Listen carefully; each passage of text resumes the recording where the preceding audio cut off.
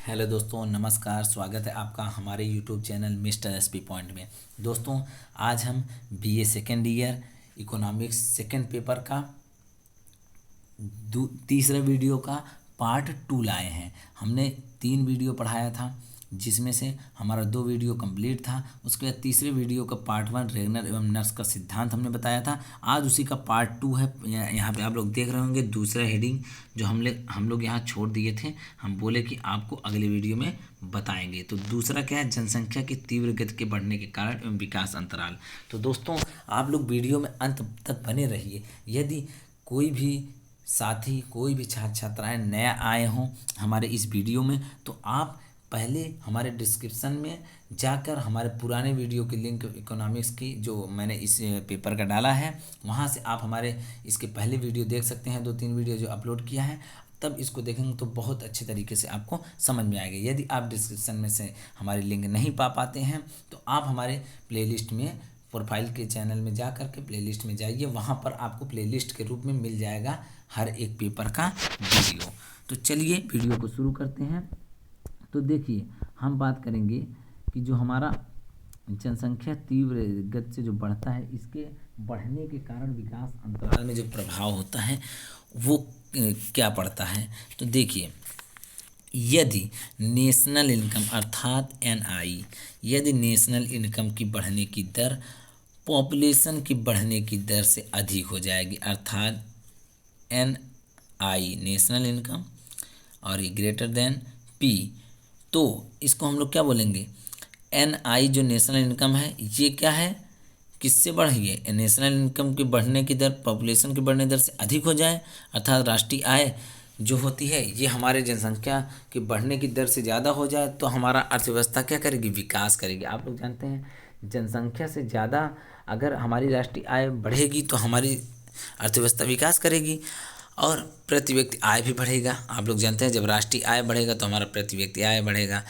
अर्थात हमारा जो नेशनल इनकम है ये बढ़ेगी तो हमारी प्रति व्यक्ति आय बढ़ेगी। लेकिन आप लोग एक क्वेश्चन और आपको हम यहाँ पर बता सकते हैं, आप किसी से पूछ भी सकते हैं, यदि हमारी प्रति व्यक्ति आय पर कैपिटा इनकम, यदि हमारी प्रति व्यक्ति आय बढ़ती है, क्या हमारा राष्ट्र विकास करेगी, अर्थात क्या हमारी राष्ट्रीय आय भी बढ़ेगी, आप ये बताइए। ये क्वेश्चन हमको अगर जिनको आता हो वो हमारे कमेंट बॉक्स में बताइए। हमने पूछा क्या है कि आप जानते हैं, पहले हमने ये बताया कि नेशनल इनकम क्या है। नेशनल इनकम मतलब राष्ट्रीय आय। राष्ट्रीय आय अगर बढ़ता है और तो हमारा क्या होगा, प्रति व्यक्ति आय भी बढ़ेगा। लेकिन अगर हमारी प्रति व्यक्ति आय बढ़ती है, क्या नेशनल इनकम बढ़ेगा? इसका जवाब आप हमारे कमेंट बॉक्स में ज़रूर दीजिएगा। आपको थोड़ा तो इंटरेस्ट होगा इसको जवाब को देने में। तो चलिए, आप जानते हैं कि जब हमारा नेशनल इनकम बढ़ेगा तो अगर हमारा नेशनल इनकम जो है ये पॉपुलेशन से ज़्यादा तेज़ बढ़ेगा तो हमारा राष्ट्र जो है विकास करेगा। जब हमारा राष्ट्र विकास करेगा तो हमारी प्रति व्यक्ति आय भी अधिक होगी। जब प्रति व्यक्ति आय अधिक होगी तो क्या होगा, यदि नेशनल इनकम बढ़ने का दर पॉपुलेशन की बढ़ने की दर से पी का मतलब है पॉपुलेशन की दर के बढ़ने से कम है तो देश क्या होगा, अर्थात यहाँ पे पॉपुलेशन ज़्यादा तेज़ी से बढ़ रहा है। देखिए एन आई और ये पी के तरफ जो ज़्यादा है, क्या है पी मतलब क्या है, आप यहाँ समझिए, आपको थोड़ा समझने में दिक्कत होगी, यही सब समझ नहीं पाते हैं। ये देखिए यहाँ पे आप लोगों को दिख रहा होगा ब्रेकर में एन आई और इधर पी लिखा है, अर्थात जिधर ये जो हमारा बनता है, ये जो हम फिगर में बना रहे हैं ये और ये, अर्थात ये जिधर की तरफ इसका मुंह खुला होगा उधर का जो भी होगा वो ज़्यादा अर्थात बड़ा होगा। तो आप यहाँ देख सकते हैं पी जो है ये हमारा क्या है, पॉपुलेशन यहाँ अधिक है, नेशनल इनकम कम है।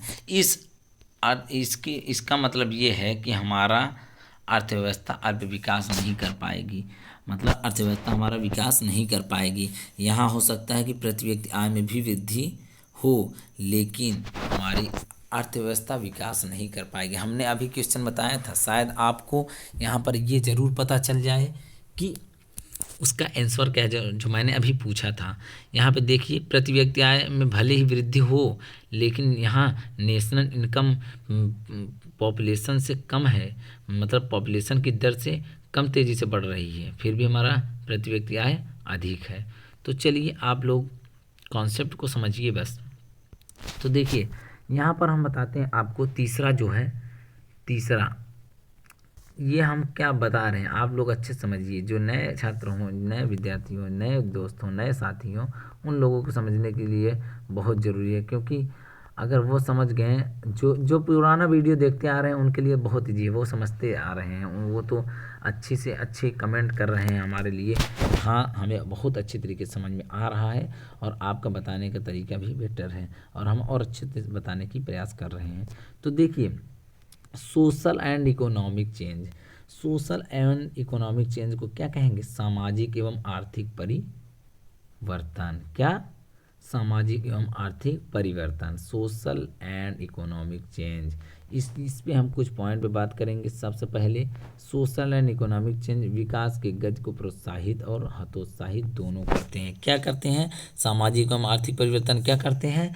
विकास के गति को प्रोत्साहित एवं हतोत्साहित दोनों करते हैं। और यदि आप देखिए, यदि किसी राष्ट्र में राजनीतिक व्यवस्था में मतलब अस्थिरता आ जाए, अस्थिरता आ जाए तो क्या होगा? विकास के लिए बाधा उत्पन्न होगी। किसी राष्ट्र में राजनीतिक व्यवस्था में अस्थिरता आ जाए, अर्थात उसमें स्थिरता ना रहे, तो क्या होगी?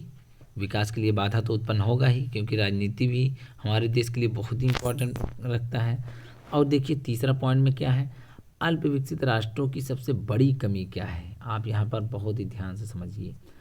अल्प विकसित राष्ट्रों की सबसे बड़ी कमी यह है कि ये राष्ट्र वहाँ के निवासी, अर्थात तकनीक में कमी होने के कारण, तकनीक में जो परिवर्तन होता है स्वीकार नहीं करते हैं, जिस कारण से इनका विकास नहीं हो पाता। तकनीक परिवर्तन का विकास प्रमुख योगदान देती है हमारे अर्थव्यवस्था में। फिर से समझिए, अल्प विकसित राष्ट्रों में सबसे बड़ी कमी यह है कि ये वहाँ के निवासी, अर्थात तकनीकों में होने वाली परिवर्तन को स्वीकार नहीं करते हैं, जिस कारण से इनका विकास नहीं हो पाता। अर्थात जहाँ भी, जिस देश से भी, जैसे हमारा बहुत सारे देश बहुत आगे कहते हैं ना, अमेरिका बहुत आगे हो गया, रूस बहुत आगे हो गया, ब्रिटेन बहुत आगे है। ये आगे क्यों है? क्या? क्योंकि यहाँ पे नई नई टेक्नोलॉजी आ रही है, नई नई तकनीकी आ रही है, जिससे ये लोग बहुत ही विकास कर रहे हैं। यही कारण है, नई नई तकनीकियों से राष्ट्र का निर्माण बहुत तेज़ी से होता है, क्योंकि लोग और ही विकास करेंगे और हमारी इकोनॉमी में डेवलपमेंट बहुत तेज़ी से होगा। अब देखिए यहाँ पे क्या है? ये राष्ट्र सामाजिक, राजनीतिक एवं आर्थिक परिवर्तन को भी स्वीकार नहीं करते हैं, जिससे अल्पविकसित होते हैं, जिससे ये अल्पविकसित होते हैं। क्या करते हैं? ये राष्ट्र सामाजिक, राजनीतिक तथा आर्थिक परिवर्तन को स्वीकार नहीं करते हैं, जिससे क्या होता है? अल्प विकसित होता है। क्या होता है? अल्प विकसित होता है। तो चलिए चौथा पॉइंट देख लेते हैं। हमारी जो हम बात उसी कर रहे हैं, जो हमारी अर्थव्यवस्था है, जो हमारी विकासशील एवं विकसित अर्थव्यवस्था के बीच जो संबंध होते हैं, जो बाधाएं होती हैं विकसित देशों की, उस पे बात कर, विकासशील देशों की, उस पे बात कर रहे हैं।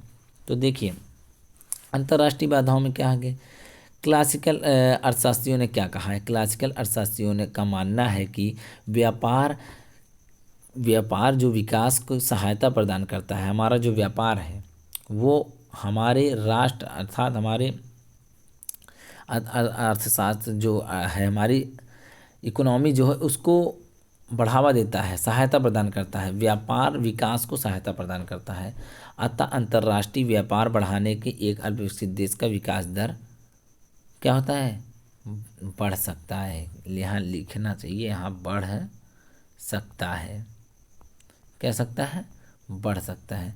जब हमारा अंतर्राष्ट्रीय व्यापार होगा तो हमारी देश की इकोनॉमी भी बहुत अच्छी तरीके से बढ़ेगी। लेकिन अभी हम एक बात करेंगे जो हमने पहले भी अभी वीडियो को बात किया था। देखिए, परंतु क्या बात है, कुछ अर्थशास्त्रियों द्वारा अंतर्राष्ट्रीय व्यापार को शोषण किया जाता है, शोषण का जरिया मानते हैं। कुछ अर्थशास्त्री इसको शोषण का जरिया मानते हैं, जो हमारा अंतर्राष्ट्रीय व्यापार होता है। जो अंतर्राष्ट्रीय व्यापार होता है इसको कुछ अर्थशास्त्री कहते हैं कि ये शोषण का एक जरिया है। जैसे सिंगर एवं मेर्डल आदि अर्थशास्त्रियों ने कहा है। इनके अनुसार अंतर्राष्ट्रीय व्यापार के द्वारा विकसित राष्ट्रों अल्पविकसित राष्ट्र का शोषण करते हैं। व्यापार के जरिए विकसित राष्ट्र अल्पविकसित राष्ट्रों का शोषण करते हैं, जिसके जरिए अल्पविकसित राष्ट्र विकास ना करके उसी पर टिके रहते हैं। तो देखिए, ये है गुनर मेडल। गुनर मेडल क्या कहते हैं, इनकी थ्योरी है, क्या थ्योरी है, थ्योरी ऑफ क्या है, सर्कुलर, हेलो, चलिए दोस्तों कॉल आ गया था तो देखिए हम बता रहे हैं आपको थ्योरी ऑफ सर्कुलर, क्या है, सर्कुलर कजेशन, क्या है, सर्कुलर कजेशन, चक्री प्रवाह सिद्धांत। दोस्तों इस सिद्धांत में क्या बात कहा गया, इस पे हम लोग अब बात करते हैं। इस सिद्धांत में कहा गया है कि इसका प्रतिपादन सबसे पहले आप लोग जानते हैं मेडन ने अपने लेख economy theory and under development region में किया है। किस में किया है, economy theory and under development region में किया है। तो देखिए ये जान गए किस में इन्होंने कहा है मेडन ने, और मेडन ने क्या कहा है, इनके अनुसार अंतर्राष्ट्रीय व्यापार अल्पविकसित राष्ट्रों का आर्थिक विकास में बाधा उत्पन्न करते हैं। देखिए यहाँ मेडन क्या कह रहे हैं, मेडन ने तो ये भी कहा है कि ये शोषण करते हैं व्यापार के जरिए में, कैसे अभी आगे बताएंगे। तो देखिए इनके अनुसार अंतर्राष्ट्रीय व्यापार जो होता है वे राष्ट्रों का आर्थिक रूप में आर्थिक विकास में बाधा उत्पन्न करते हैं। व्यापार उत्पन्न होने के व्यापार उत्पन्न होने के निम्न कारण है। कैसे, देखिए निम्न कारण का यह तात्पर्य है, सबसे पहले देखिए क्या है, व्यापार उत्पन्न होने के कारण मूल्यों में अंतर होता है। मूल्य में अंतर होना है, तो जब मूल्य में अंतर होगा, जब व्यापार प्रारंभ होता है तो डिमांड एंड सप्लाई में परिवर्तन आ जाता है, अर्थात मांग और पूर्ति में भी परिवर्तन आता है। असंतुलन की स्थिति पैदा हो जाती है। असंतुलन की स्थिति पैदा जब हो जाएगी तो वह लगातार बढ़ता रहेगा और यही शोषण का कारण है। समझिए आप यहाँ पर बहुत ही अच्छे कॉन्सेप्ट में यहाँ पे मेडन ने स्पष्ट कर दिया कि हाँ, व्यापार के जरिए विकसित देश अल्प विकसित राष्ट्रों का शोषण करते हैं। किस जरिए, देखिए कैसे शोषण करते हैं। आप लोग इस बात को खुद सोच रहे होंगे कि हाँ शोषण, व्यापार तो हमारा इकोनॉमी बढ़ना चाहिए, यहाँ पे शोषण किस बात की हो रही है। देखिए यहाँ पे अंतर्राष्ट्रीय व्यापार का बढ़ावा भी दिया जा रहा है, लेकिन फिर भी कहीं ना कहीं शोषण भी करते हैं। देखिए कैसे, जब व्यापार प्रारंभ होता है, आप शुरू से देखिए, जब व्यापार प्रारंभ होता है तो डिमांड एंड सप्लाई में भी परिवर्तन आ जाएगा। जब मांग और पूर्ति में परिवर्तन आएगा तो असंतुलन की स्थिति बनेगी। जब असंतुलन की स्थिति हो जाएगी तो क्या होगा, लगातार यह बढ़ता रहेगा, और जब लगातार असंतुलन बढ़ता रहेगा तो यही सबसे बड़ा शोषण का कारण है। और शोषण कारण का मतलब यह है, यह प्रक्रिया दो प्रकार से होती है। कैसे, पहला प्रत्यक्ष प्रभाव, दूसरा प्रसार प्रभाव, बैकवॉश इफेक्ट और क्या है, स्प्रेड इफेक्ट। अब देखिए दोस्तों, इसको हम आपको बताते हैं, स्प्रेड इफेक्ट और बैकवॉश इफेक्ट, इसी को बता देंगे आप लोग का ये लेक्चर ख़त्म हो जाएगा। बहुत गजब का ये है, ये प्रभाव जो है मेडल के द्वारा दिया गया। तो सबसे पहले हम लोग बात करेंगे बैकवॉश इफेक्ट में, अर्थात प्रत्यस्थ प्रभाव के ऊपर। प्रत्यस्थ प्रभाव क्या कहा गया है, बहुत अच्छे तरीके से समझिए, ये कहानी समझिए इसको। माना, आप यहाँ मान रहे हैं, दिमाग में बनाइए कुछ, यहाँ बस फैक्ट है, बस यहाँ बस समझे कॉन्सेप्ट, बस समझिए। माना दो देश हैं, ए और बी, दोनों देश के बीच प्रति व्यक्ति आय, श्रम, उत्पादक, मजदूरी समान है। समझिए, दो देश हैं ए और बी, दोनों के बीच प्रति व्यक्ति आय जो है, श्रम, उत्पादक जो है और मजदूरी समान है, तथा श्रम तथा पूंजी अन्य उत्पादन साधन एक देश से दूसरे देश में जाने पर कोई रोक नहीं है। जितने भी उत्पादन साधन हैं और जितने भी पूंजी और श्रम है, ये एक दूसरे देश में आने जाने पर कोई रोक नहीं है। तथा मान लीजिए दोनों देशों के मध्य एक ही मुद्रा का प्रचलित है। क्या है, मान लीजिए इन दोनों देशों के बीच अर्थात दोनों देशों के मध्य एक ही मुद्रा प्रचलित है। जब एक ही मुद्रा प्रचलित है तो क्या होगा, मान लीजिए एक ही मुद्रा प्रचलित है, जब एक ही मुद्रा प्रचलित होगी तो लगातार व्यापार पर कोई रोक नहीं है। मतलब आप जान गए, फिर से समझिए, ये दो देश हैं, उनके यहाँ सब चीज़ का आयात निर्यात हो रहा है, कोई रोक टोक नहीं है। तो क्या होगा, मान लीजिए दोनों देशों के मध्य एक मुद्रा प्रचलित है और तथा व्यापार पर कोई इफेक्ट नहीं पड़ा, कोई रोक नहीं है। अब माना कि किसी तकनीक परिवर्तन के कारण, अब देखिए इतना दिन से व्यापार हो रहा है अच्छे से, कोई दिक्कत नहीं है, लेकिन मान लिए कि कोई तकनीकी परिवर्तन के कारण ए बी देश की तेज विकास करने लगता है। ए देश जो है बी देश से तेजी से विकास करने लगता है। देखिए शोषण कैसे होता है यही हम स्पष्ट करने वाले हैं। हमने इसको एक कहानी के रूप में बहुत बढ़िया से लिख कर समझाने की कोशिश किया है। तो देखिए जब ये देश किसी तकनीकी परिवर्तन के कारण विकास करने लगा, तो बी देश ए देश बी देश की तुलना में मतलब बी देश से तेज विकास करने लगता है। अब ए देश में श्रम की मांग बढ़ेगी, अर्थात फलस्वरूप मजदूरी में भी वृद्धि होगी। जब मजदूरी में वृद्धि होगी तो क्या होगा, अब ये अधिक मजदूरी की लालच में बी देश के लोग ए देश के लोग में जाएंगे, जिससे बी देश श्रम शक्ति कम होगी। तो देखिए फिर से समझिए, अचानक से क्या होता है, दो देश आपस में व्यापार कर रहे थे ए और बी देशों में अचानक क्या हुआ, ए बी देश की तेज से विकास कर गया। किसी तकनीकी परिवर्तन के कारण ए जो देश है वो बी देश से तेज़ी से विकास कर गया। तो क्या होगा, ए देश में मतलब श्रम की मांग बढ़ेगी, जिसके फलस्वरूप क्या होगा, मजदूरी में भी वृद्धि होगी। जब मजदूरी में वृद्धि होगी, लोग जो मजदूर होते हैं वो लालच पा करके दूसरे देश में चले जाएंगे कमाने, अर्थात पैसा कमाने जाएंगे, मतलब उस देश में श्रम के लिए चले जाएंगे, हाँ मजदूरी करने। तो जब मजदूरी करने चले जाएंगे बी देश में, हाँ बी देश वाले ए देश में चले जाते हैं, तो क्या होगा, बी देश की श्रम शक्ति कम होगी तथा उत्पादन घटेगा। जब यहाँ के लोग बाहर चले गए तो क्या होगी, उत्पादन घटेगा। उधर ए देश की श्रम पूर्ति उत्पादन बढ़ता जाएगा। ए देश की श्रम की पूर्ति क्या होगी, उत्पादन भी बढ़ता जाएगा। और क्या होगी, वह देश विकास करता जाएगा। जब ए देश की श्रम की पूर्ति का उत्पादन बढ़ता जाएगा और ए देश विकास करता जाएगा। तो यह आप लोग समझिए। अब देखिए यहाँ ए देश विकास किया है बी देश के श्रम उपयोग करके। कैसे, ए देश विकास कैसे किया, बी देश के श्रम का उपयोग करके वह विकास किया जा रहा है। और अतः अर्थात बी क्या है, बी देश अल्पविकसित अवस्था में ही रहेगा। देखिए बी देश वही का वही रह गया, अल्पविकसित का अल्पविकसित ही रह गया। तो यही है हमारा मेडल, यही कहते हैं। अब देखिए मेडल का एक और प्रभाव दूसरा क्या है, दूसरा मेडल प्रभाव है कि स्प्रेड इफेक्ट। क्या है, स्प्रेड इफेक्ट, अर्थात इस इफेक्ट बोल सकते, इफेक्ट बोलेंगे।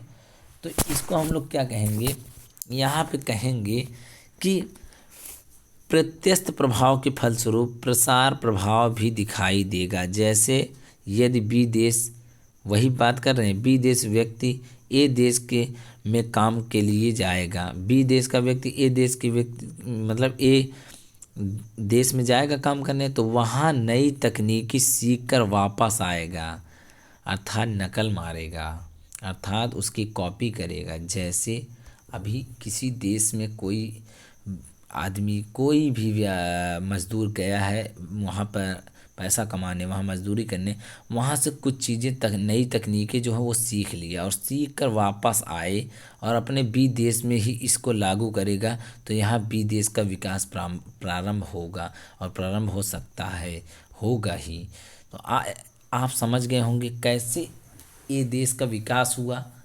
अब अगर ए देश से वही व्यक्ति जो यहाँ से मजदूरी करने गए हैं, अगर वहाँ की नई तकनीकें सीख कर फिर से वापस अपने देश में आकर के उस नई तकनीक का इस्तेमाल और प्रयोग करने लगे, तो अपना भी देश क्या होगा, विकास करेगा। विकास जो होगा प्रारंभ हो जाएगा अल्पविकसित देश का।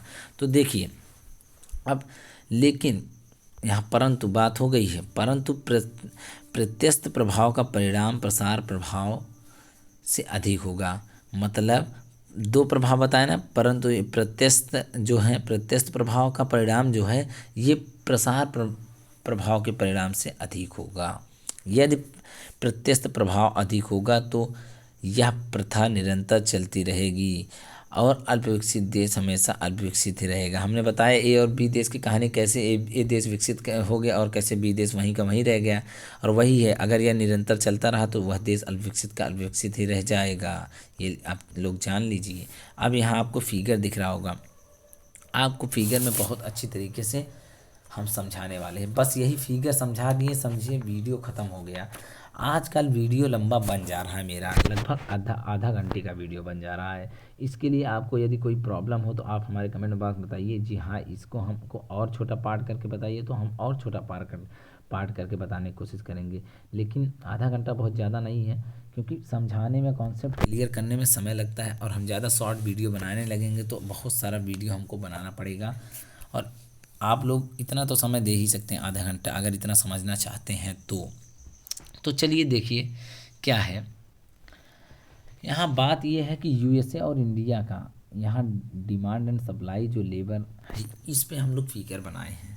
इस फिगर का मतलब आपको अभी हम समझाते हैं। इस फिगर का मतलब समझने के लिए आपको यहाँ नीचे देखना पड़ेगा, लेकिन हम यहाँ बोलेंगे तो आप फिगर नहीं देख पाएंगे। तो इससे अच्छा है फिगर ही देखते हैं। ये जो यहाँ लिखे हैं ये हम अपने से खुद ही बोलकर आपको बता देते हैं। ये आप फिगर देख रहे होंगे, ये फिगर दोनों, इन्हीं दोनों फिगरों का वर्णन इन बातों में, मतलब इन जो लाइनें हैं इनमें उन्हीं दोनों फिगरों के बारे में बताया गया। फिगर कैसे बना है, फिगर का अर्थ क्या है, आप यहाँ से आज ख़त्म कर देंगे। आपको यहीं से, यहीं आपका लेक्चर आज का ख़त्म हो जाएगा। ये बस लास्ट एंड। तो देखिए आप लोग फिगर भर देखिए, हम खुद समझाएंगे, और जब आप नोट्स बनाएंगे तो आपको ये चीज़ें खुद ही मिलेगी, और आप जब ये चीज़ें लिखेंगे और पढ़ेंगे तो आप जान जाएंगे फिगर कैसे बना है यूएसए और इंडिया का। तो देखिए सबसे पहले आप लोग फिगर बस देखिए, हम समझा रहे हैं आपको। फिगर में क्या दिख रहा है, हम जानते हैं, जैसे हम बता रहे हैं, हम जानते हैं दोनों देश में इंडिया और यूएसए द्वारा मुद्रा का प्रचलन समान है। क्या है, मुद्रा का प्रचलन समान है। लेकिन यह भी मानते हैं कि दोनों देश में उत्पादकता समान है, और दोनों देश के मध्य मजदूरों का एक दूसरे देश में जाना क्या है, स्वतः है। और जब स्वतः है तो इन देशों के समान मुद्रा का प्रचलन होगा, और जब समान मुद्रा का प्रचलन है तो यह देश एक ही वस्तु का उत्पादन करते हैं, तथा दोनों देशों के मजदूरों को समान वेतन दिया जाता है। जब समान वेतन दिया जाएगा, अब निश्चित समय बाद यूएसए क्या करेगा, कुछ निश्चित समय बाद यूएसए क्या करेगा, अपनी तकनीक में परिवर्तन होता है। मान लीजिए यहाँ पर अब देखिए, यूएसए अपनी तकनीक में परिवर्तन करता है। जब परिवर्तन करेगा, अर्थात यूएसए की तकनीक में परिवर्तन होता है, तो उत्पादन में वृद्धि करेगा। कौन करेगा, यूएसए करेगा। आप लोग वीडियो में अच्छे से हमारे फिगर को देखिए, हम यही फिगर बताने वाले हैं। यूएसए क्या करेगा, वृद्धि करेगा। इसकी जो तकनीकें हैं जब आएगी तो बढ़ती जाएगी, उत्पादन भी वृद्धि हो जाएगा, और उत्पादन में वृद्धि होने के कारण मांग में क्या होगी, श्रम के मांग में बढ़ोतरी होगी। और जब श्रम के मांग में बढ़ोतरी होगी, अब डीएल वक्र देखिए, यहाँ पे देखिए, जब डीएल वक्र बढ़ता है, यहाँ डीएल दिख रहा है आपको नीचे, डीएल बढ़ गया अर्थात हमारा उत्पादन, श्रम का जो मांग है वो बढ़ गया। डीएल वक्र बढ़कर डी डैश एल हो गया। क्या हो गया, डी डैश एल हो जाएगा, जिसके कारण वेज रेट में, यहाँ देखिए वेज रेट भी उसी फिगर, वेज रेट यहाँ देखिए, वेज रेट पहले कहाँ था, ई जहाँ में ई दिख रहा है, आप ई के पास वेज रेट मिला था। वेज रेट जब मिला था इस पे, जब हमारा डी से उठ करके डी डैश एल हो गया, तो हमारा वेज रेट भी ऊपर उठ करके हमारा क्या हो गया, हमारा डब्ल्यू बी डैश हो गया। तो देखिए कैसे होगा, इसको भी समझते हैं हम। तो देखिए जब हमारा वेज रेट में वृद्धि होगी तो इंडिया के लेबर, अब इंडिया में भी इंडिया वाले फिगर में भी आप ध्यान दीजिए, इंडिया वाला फिगर भी वैसे ही समझिए। यहाँ पे आपको डीएल दिख रहा होगा, यहाँ नहीं बढ़ोतरी हो रही है, लेकिन यहाँ वेज रेट में उतार चढ़ाव देखने को मिल रहा होगा। इंडिया, ये अमेरिका की तकनीकी अपने यहाँ परिवर्तन की, जब तकनीकी परिवर्तन हुआ तो यहाँ डेवलपमेंट होने लगा। देखिए यहाँ कैसे श्रम की मांग बढ़ी, डीएल से डी डैश एल हो गया, वैसे यहाँ डीएल का ही रह गया है अभी। तो देखिए तो क्या है, जिसके कारण फिगर देखिए, जिसके कारण मतलब यूएसए की और इंडिया के जो लोग होंगे, इंडिया के जो लेबर होंगे, यूएसए की ओर जाने की कोशिश करेंगे, क्योंकि वेज रेट में वृद्धि हो गई। और वेज रेट में जब वृद्धि होगी तो इंडिया के लोग अमेरिका जाने का प्रयास करेंगे, अर्थात यूएसए जाने की कोशिश करेंगे। जब यूएसए जाएंगे तो क्या होगा, यूएसए जाएंगे तो प्रेरित करेगा, सारे ही लोग चले नहीं जाएंगे, इंडिया के लेबर को प्रेरित करेगा यूएसए अपनी ओर, और जिस कारण से इंडिया में श्रम की पूर्ति में कमी होगी। साथ ही साथ क्या होगा, इंडिया में मांग की भी कमी होगी।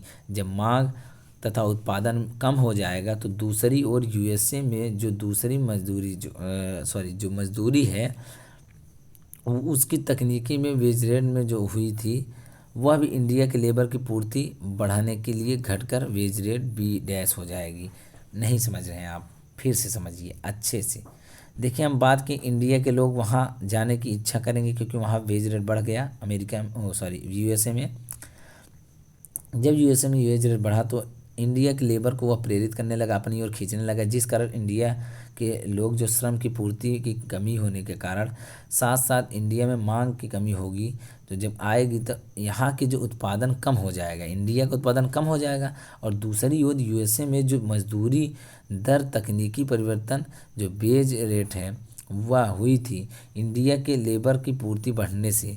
जब इंडिया के लेबर वहाँ गया और पूर्ति बढ़ने से वह घट कर क्या हो गया, जब इंडिया में लेबर वहाँ चले गए यूएसए में तो यहाँ का वेज रेट घट गया हो जाएगी। तब क्या होगी, उधर इंडिया में लेबर की पूर्ति में कमी आने लगेगी। जब लेबर की पूर्ति में कमी आने लगेगी तो क्या होगा, यहाँ हम दो देशों कंपेयर कर रहे हैं, ऐसा लीगल में है या नहीं ये इस पे आप लोग मत जाइए।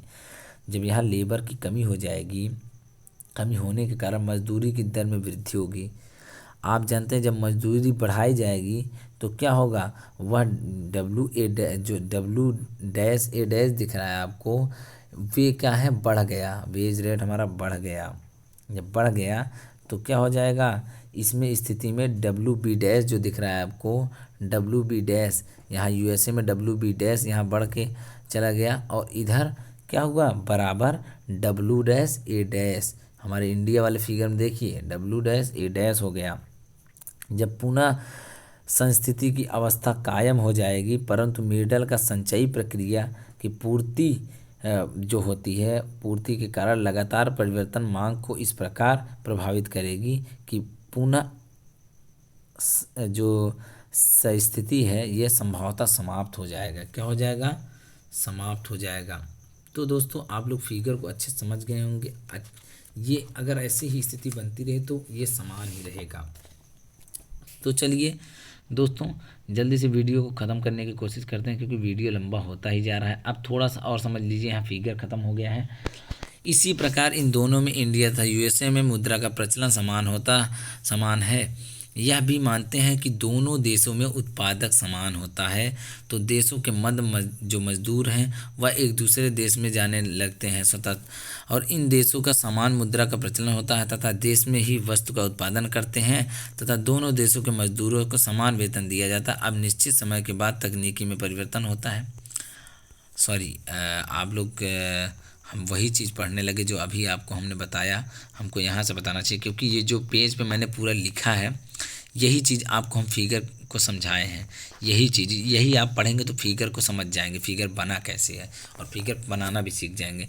तो देखिए आगे जो थोड़ा सा बचा है उसको देखते हैं। इसी प्रकार लगातार यूएसए में उत्पादन बढ़ने से श्रम की मांग में वृद्धि होती रहेगी, और जब वृद्धि होती रहेगी वहाँ पर तो मजदूर दर बढ़ता रहेगा तथा इंडिया में मजदूर यूएसए जाना बढ़ता जाएगा, और इंडिया के मजदूर यूएसए जब जाने लगेंगे इसका कारण यहाँ उत्पादन में कमी होगी तथा वस्तुओं की मांग में भी कमी होगी और मजदूर दर में वृद्धि होगी, पर यूएसए की अपेक्षा कम ही होगी क्योंकि जिसका कारण मजदूरों का प्रवाह इंडिया के यूएसए से बना रहेगा, और इस प्रकार दोनों देशों के मध्य विकास स्तर बढ़ता रहेगा। और जब विकास स्तर बढ़ता रहेगा, इसी प्रकार दोनों देशों के मध्य विकास स्तर जब बढ़ जाएगा, इस प्रकार अंतर्राष्ट्रीय व्यापार की ओर तो एक देश विकास का सहायक होगा तो इस दूसरी ओर एक देश लगातार पिछड़ता चला जाएगा, अतः अंतर्राष्ट्रीय व्यापार शोषण का कारण है। फिर से मीडा ने अपने दूसरे सिद्धांत में अंत में सिद्ध ही कर दिया कि किस प्रकार अंतर्राष्ट्रीय व्यापार एक शोषण है। अब आप लोगों को भी अच्छे से समझ में आ गया होगा कि हाँ, कहीं ना कहीं तो ये शोषण हो जाता है देशों का, क्योंकि वो लोग विकास करके लेबर को अपने यहाँ ही चलेंगे। जब लेबर को अपने यहाँ ही चलेंगे तो वहाँ अपने यहाँ लेबर घटेंगे, जब लेबर घटेंगे तो उत्पादन कम होगी, जब उत्पादन कम होगी तो यहाँ की आय कम, इनकम कम होगी, बहुत सारी चीज़ें होंगी, उस पर बहुत कुछ इफेक्ट पड़ता है। यहाँ पर इनकम कम होना बड़ी बात नहीं है। देखिए अब थोड़ा सा इसको देखते हैं। इनके सिद्धांत में अमेरिकी शास्त्री डेनेसर क्या कहते हैं, बेरी ने समर्थन दिया है। क्या समर्थन दिया है? डेनेसर के अनुसार विकासशील राष्ट्र विकसित राष्ट्रों की उपभोग प्रवृत्ति के अनुकरण करते हैं, जबकि विकासशील राष्ट्र अनुकरण करने वाली वस्तु का आयात करने लगते हैं। और जबकि क्या होता है, आयात करने लगते हैं तो इन राष्ट्रों की विकासशील का निर्यात बहुत कम, अर्थात आयात निर्यात से ज़्यादा हो जाता है। और जब होता है तो इसका कारण आयात निर्यात के मध्य गैप बढ़ने लगता है। जब गैप बढ़ने लगता है तो ट्रेंड क्या होता है, ट्रेंड डेफिसिट घाटा, अर्थात व्यापार घाटा कहते हैं इसको। व्यापार घाटा आप समझने के लिए यहाँ पे फार्मूला के टाइप से हमने लिख के रखा है।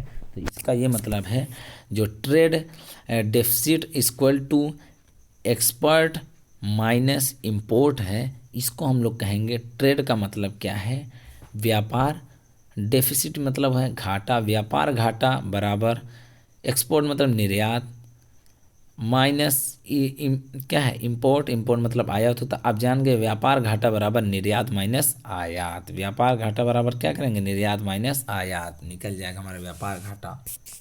अब देखिए इसको जान गए, हम फिगर को अच्छे से समझ गए, बस इतना सा और है, इसी को आप लोग समझिए। वीडियो ख़त्म करते हैं, 31 मिनट का वीडियो हो चुका है, आधा घंटे का, और आधा घंटे वीडियो लंबा नहीं करना चाहते हैं। तो देखिए जिसकी वजह से संतुलन, जो भुगतान का जो संतुलन में समस्या आती है, और इसकी वजह से वह राष्ट्र आर्थिक रूप से बहुत कमज़ोर हो जाता है। क्या हो जाता है, वह राष्ट्र आर्थिक रूप से बहुत कमज़ोर हो जाएगा।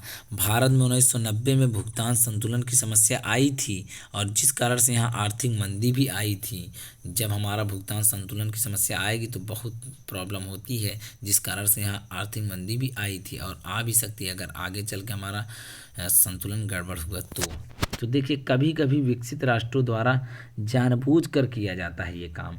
ट्रेड डेफिसिट जो है बढ़ने के कारण कोई भी राष्ट्र पूरी तरह आर्थिक घाटे में जा सकते हैं। ट्रेड डेफिसिट अर्थात व्यापार घाटा, जब व्यापार घाटा होता है ना तो अच्छे से अच्छा देश भी पीछे हो सकता है। यही बात आप समझिए, कह रहा है राष्ट्र पूरी तरह आर्थिक घाटे में जा सकता है, कोई भी राष्ट्र बात करते हैं। और संप्रभुत्व, आप हम यहाँ पर अब एक संकट की बात करें, एक उदाहरण ले लीजिए। संप्रभुत्व संकट में जो ग्रीस है, ग्रीस जानते होंगे आप, ग्रीस जो है, ग्रीस में एक बार ऐसा हुआ था। ग्रीस में हुआ क्या था, ग्रीस में आया था ये जो हमारा व्यापार घाटा है, ये हुआ था, अपनी पूरी अर्थव्यवस्था को उधार पर रख दिया था, और उधार पर रखकर धन लिया था, पर उससे वापस ना कर पाने के कारण, जब किसी से उधार लिया अपनी अर्थव्यवस्था को गिरवी रख के, तो क्या किया, फिर वापस न कर पाने का अर्थव्यवस्था पूरी तरह समाप्त हो गई। यूएन द्वारा धन दिए जाने पर क्या हुआ, यूनाइटेड नेशन द्वारा धन देने पर उसकी स्थिति बाहर निकल पाया, नहीं तो वो उस स्थिति में डूब जाता। उसकी स्थिति इतना ख़राब हो गई थी कि वह अपना उधार चुकता नहीं कर पा रहा था, जिसके कारण अर्थव्यवस्था समाप्त हो गई थी। यूएन द्वारा धन दिए जाने पर वह स्थिति से बाहर निकला, नहीं तो वहीं से समाप्ति हो जाता। दोस्तों साथियों, आज का वीडियो थोड़ा बड़ा हो गया, उसके लिए क्षमा चाहूँगा। लेकिन हमको क्या होता है कि कॉन्सेप्ट और जो इसमें लॉजिक है, जो हमारा फैक्ट है, उसको जब तक क्लियर नहीं करेंगे तब तक वीडियो बनाने का कोई मतलब नहीं। आप लोगों को जब तक समझाएंगे नहीं तब तक आप लोग समझ नहीं पाएंगे। तो चलिए दोस्तों, वीडियो कैसा लगा आप लोगों को, हमारी बातों को कैसा लगा, हमें समझाने का तरीका कैसा है, आप लोग हमारे कमेंट बॉक्स में ज़रूर बताया करिए। लाइक कमेंट शेयर ज़रूर करा करिए। आप लोग शेयर तो करिए जिससे बहुत सारे लोग देख सकें इस वीडियो को और हमारा भी हौसला बढ़े। तो बस आज के लिए बस इतना ही। धन्यवाद दोस्तों।